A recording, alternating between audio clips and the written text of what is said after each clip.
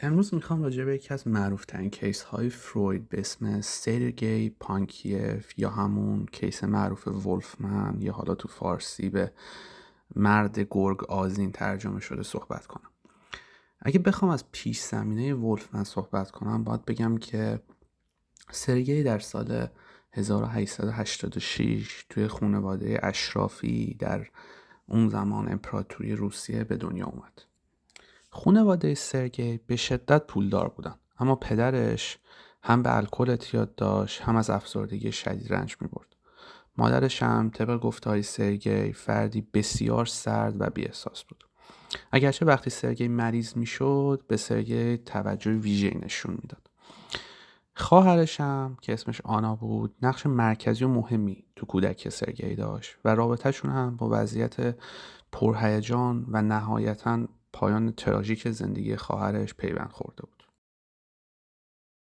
اگه بخوایم راجع به تاریخچه کودکی زندگی سرگئی صحبت کنیم باید بگیم که واقعا تو دورهای مختلف کودکیش تغییرات زیادی رو تجربه کرد و عملا پرفراز و نشیب بود. مثلا از بعد تولدش تا 3.5 سالگی سرگئی به طرز قابل توجهی آرام و خوشخلق بود و این رفتارش به حدی آروم بود که خیلی وقتا والدینش میگفتن که تو باید دختر میشدی و آنا خواهرت باید پسر میشد. خب همین نشون میده که در واقع این مسئله مثلا فرهنگی اونجا هم بوده که آره مثلا پسرها اوکی که مثلا پر جنب و جوش باشن ولی مثلا دخترها بهتر که آروم باشن، یه چیزی این مدلی. نهایتا وقتی که به 4 سالگی نزدیک میشد رفتار سرگئی هم دچار تغییرات زیادی میشد.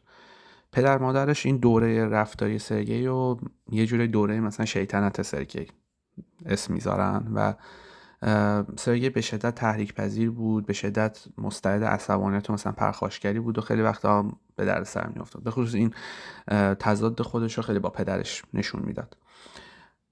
خیلی راحت میشه گفتش که این دوره دقیقاً در نقطه مقابل و تضاد با دوره قبلی زندگی سرگئی بود که به شدت مثلا کودک آرامی بود و غیره.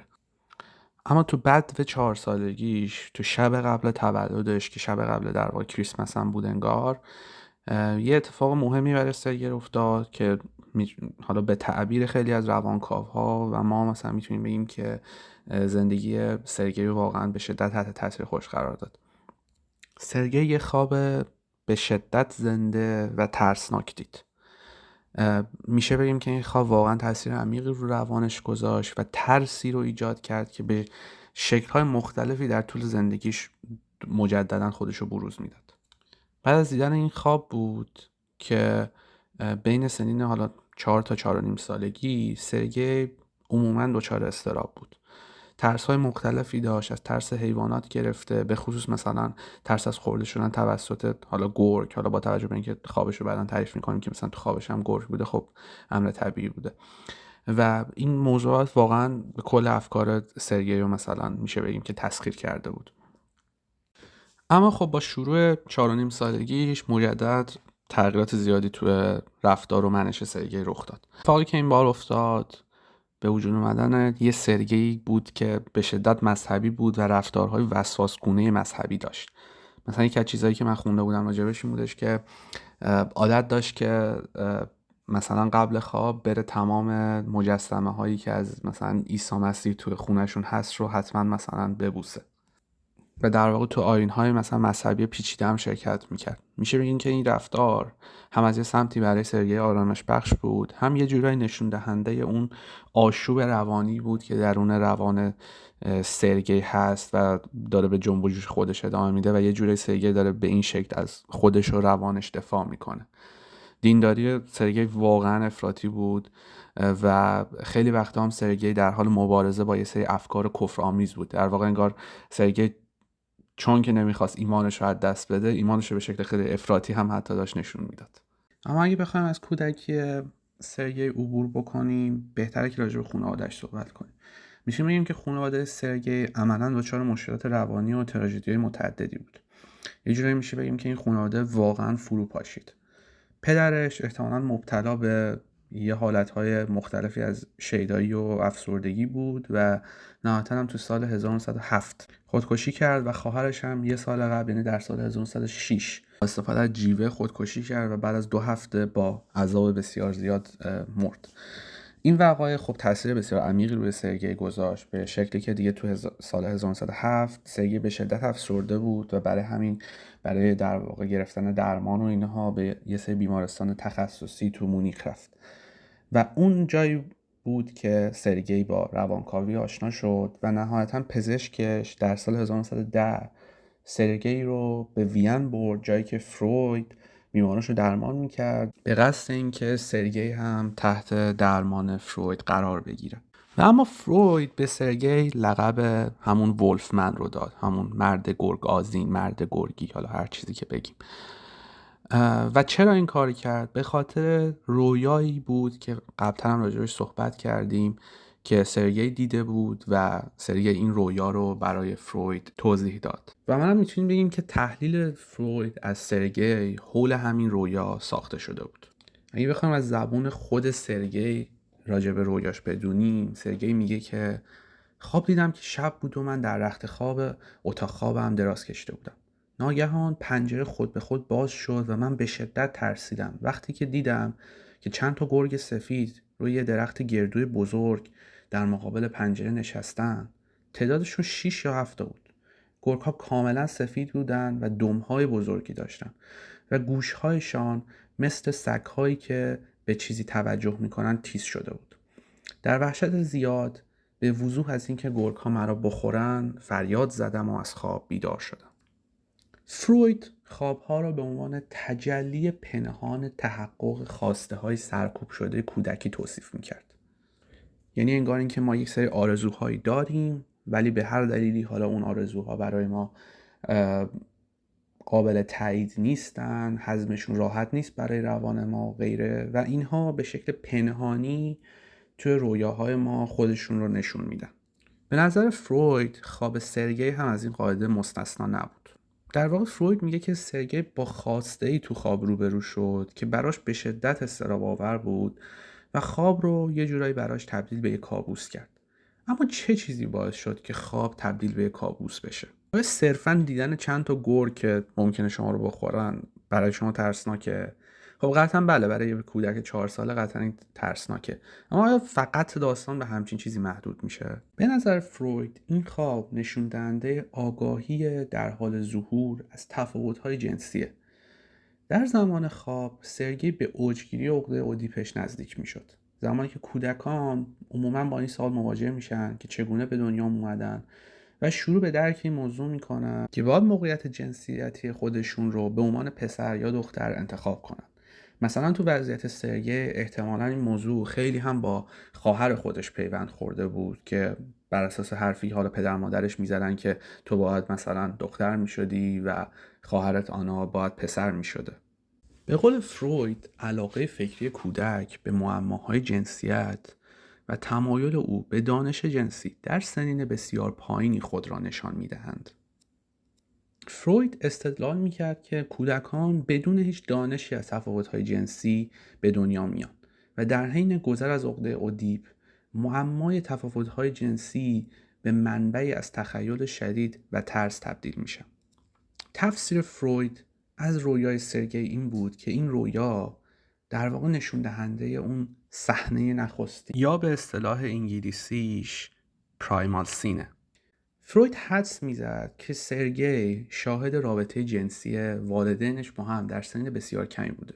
فروید میگفت که این تجربه تروماتیک سرکوب شده و به شکل رویای گرگ‌ها خودش رو نشون داده و مشکلات روانی مختلف سرگئی از جمله ترس از حیوانات، وسواس‌های دینی و همون اضطراب اختگی یا کستریشن انگزایتی هم تو همین وضعیت خودشون رو نشون میدن و تعریف میکنن.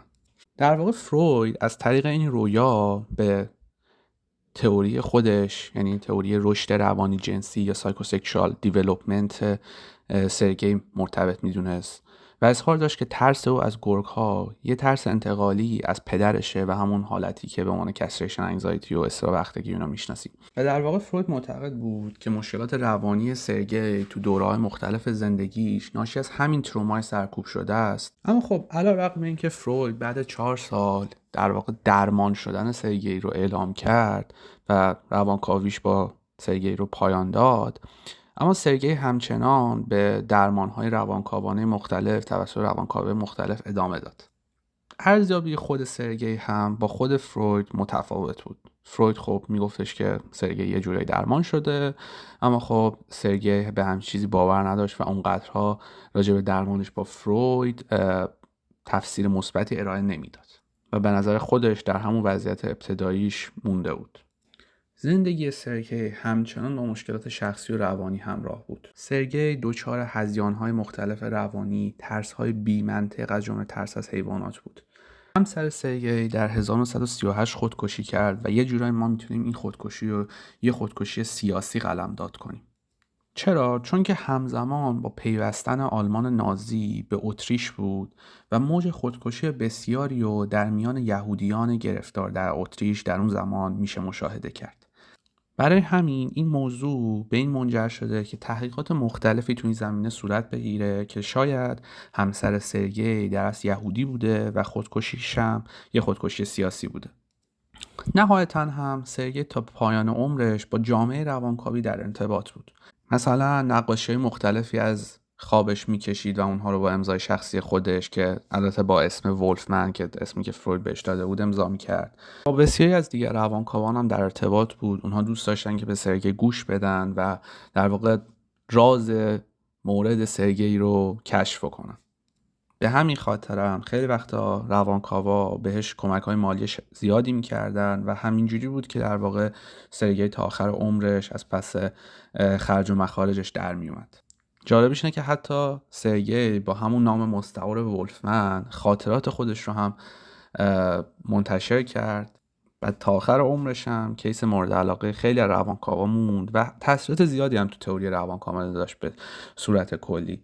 یعنی اینکه تقریباً اکثر روانکاوها حتی سالها بعد از مرگ فروید و ولفمن و باقی افرادی که اون زمان زنده بودن همچنان به تفسیرهای مجددی از کیس سرگئی میپرداختن. افراد زیادی به تفسیر این خواب سرگئی پرداختن، از دلوز و گاتاری گرفته تا لکان تا آبراهام و خیلی از روانکاوهای معروف دیگه.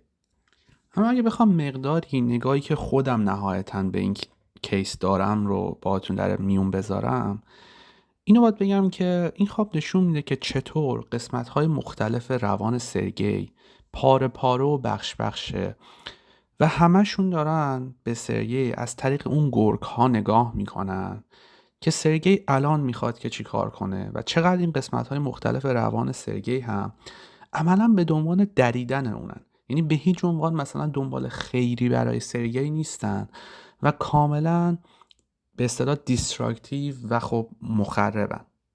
و خب عملا این رو هم نشون میده که چطور بخش‌های مختلف روان سرگئی همه دارن در کنار هم زیست میکنن و حضور دارن. در واقع این خواب یک پارچه نبودن روان سرگئی رو نشون میده و خب به طبع چقدر این موضوع برای سرگئی میتونه که اضطراب‌زا باشه. یعنی شرایطی که سوژه یا حالا توی مورد سرگئی با این قضیه روبرو میشه که ساحت روانش برخلاف بدنش یک پارچه نیست و یا به عبارتی سوژه میفهمه که روانش یعنی حقیقت درونی قابل درک و خیلی وقتا هم غیر قابل درکش یه فرد واحد نیست. خیلی شبیه به مرحله آینه‌ای که لکان ازش صحبت میکنه. همین باز شدن پنجره هم نشون میده که چطور در واقع آگاهی داره برای روان سرگئی رخ میده. یعنی زمانی که پنجره باز میشه سرگئی تازه با ناهوشیارش که اون درخت و اون گرگ‌ها و باقی موارد روبرو میشه. از سمت دیگه تو خواب خیلی واضحه که چطور این قسمت‌های مختلف روان سرگئی به اصطلاح عقل‌بازن و به عبارتی تو خالین. هم که سعی میکنن دم‌های بزرگشون رو به شکل فالوس‌های بزرگی به سرگئی غالب کنن و در واقع فالوس نداشتن سرگئی رو بهش یادآوری کنن. اینکه سرگئی هیچ وقت مرد نمیشه رو بهش بگن و نشون میده که چقدر تک تک این قسمت ها پایداری زیادی ندارن و مثلا شلن و با مثلا شکسته شدن شاخه ها منطقا میافتن. این منظورم اینه که بی دلیل نیست که گرگ ها روی شاخه هان به جای اینکه روی تنه درخت یا مثلا روی زمین باشن. طبق گفته های سرگئی این خواب قبل روز کریسمس و روز تولدش دیده شده. این نشون میده که چطور کادوهای مثلا سورپرایزی درخت کریسمس کاملا سرگئی رو غافل میکنن و در قالب گرگ‌های اون رو میترسونن. اینجا من خیلی یاد حرف ژیژک میفتم که شاید نور انتهای تونل قطار دیگه‌ای باشه که داره با تمام سرعت به سمت ما میاد. طبق گفته های سرگئی پدر مادرش بهش میگفتن که تو باید زن میشدی و خواهرت باید مرد میشدن، همونطور که قبلا هم اشاره کردیم. نشون میده چطور عدم پذیرش والدین نسبت به این دو فرزند این دو نفر رو سوق میداد که بخوان از زندان جنسیت بیولوژیکی که بهشون اطلاق شده بیرون بیان و کسی باشن که میخوان، یا بهتر بگم کسی باشن که پدر مادرشون نمیخواد. جالبش اینه مجدد طبق گفته سرگئی این گرگ ها از یه قصه میان که خواهرش برای اینکه بترسونتش عکس این گرگ ها رو که داخل قصه بودن رو بهش نشون میداده.